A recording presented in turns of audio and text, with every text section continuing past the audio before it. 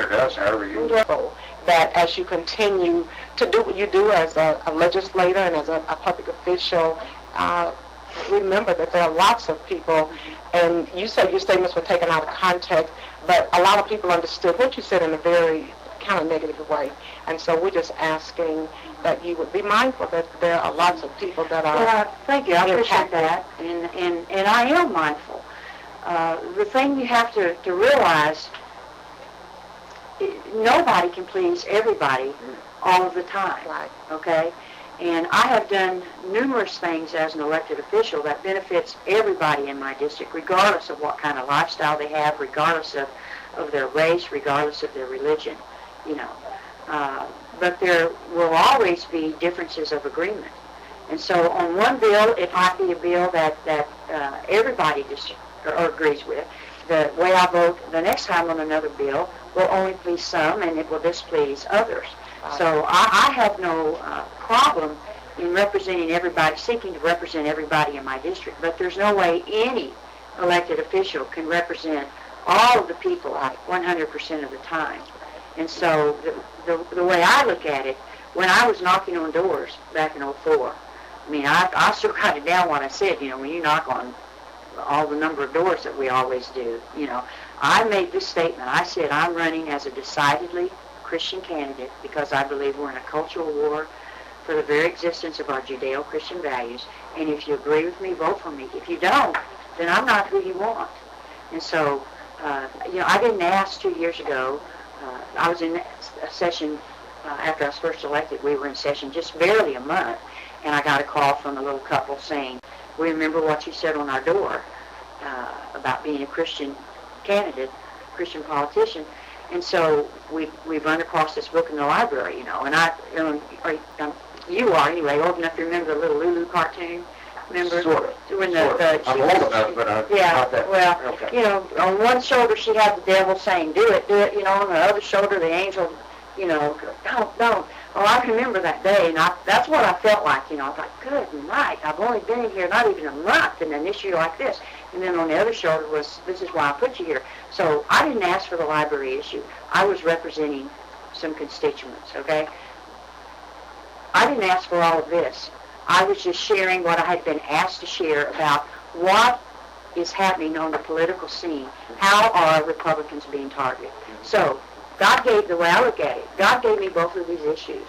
And so I will stand for what I think God has given to me and what I believe His Word teaches. So, you know, I won't ask you to back off of your position, and I can't back off of mine. You know, I know you feel like you have to be true to who you are. I have to be true to who I am. Okay, I have I want to make a couple of statements, and I want to ask you a question. Okay. I want to ask you what you consider to be the homosexual agenda. And I want to talk a little bit about PFLAG. Our organization is gay people, straight people, men, women, black, white. Jim and I both just happen to be heterosexual allies. But part of what we try to do is we're advocates, we educate, and we support. And part of what we try to do in our communities is to educate people about issues. And I think this issue, people need education just as we did when we were fighting for racial equality and gender equality. And so PFLAG is willing to sponsor some of those sessions. And my question to you is, would you be interested in attending any of them? I might. Okay. Yeah, I might.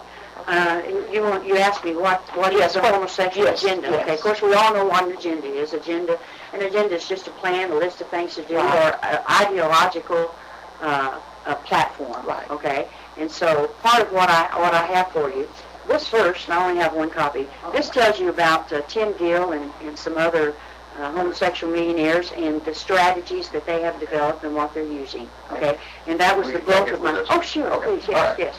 That was the bulk of my talk. And let's see.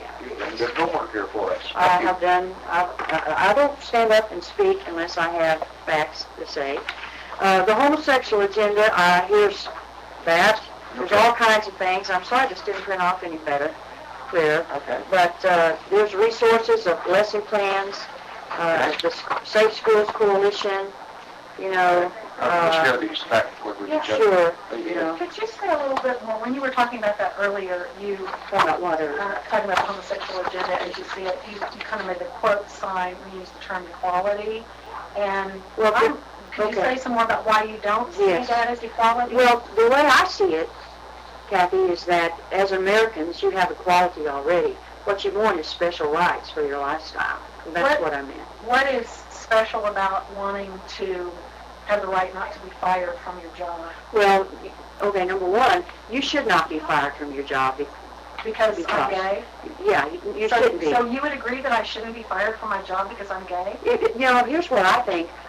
We shouldn't be talking at our jobs. Teachers shouldn't be talking in school, whether we're heterosexual or homosexual. It's not We're hired to do a job, we should do the job. Yeah, right. You know, we should So, do the but job. see, that's really interesting to me because I have been a part of national networks, and that's all we're asking for. We're not asking for the right to talk about our sexuality at our jobs. We're simply asking for protection to not be fired simply because we're gay. Well, So that's, I think you may have some misconceptions about what we're trying to do. All we're trying to do is, for instance, this last week, there was a gay couple. One of them was in a plane crash. The long-term partner went to the hospital and was told, you're not a legal relative, so we can't even let you know whether this person is alive or not. That's terrible.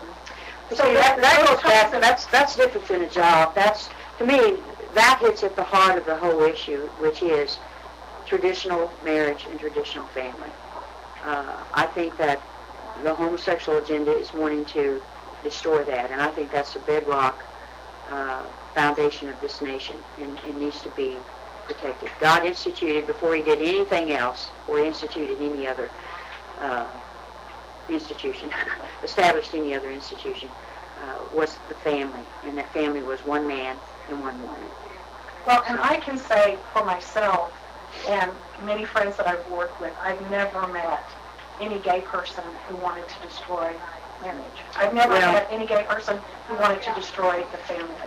So if you can come up with some information about people in the gay community specifically saying they want to destroy the family, I would disagree with that too.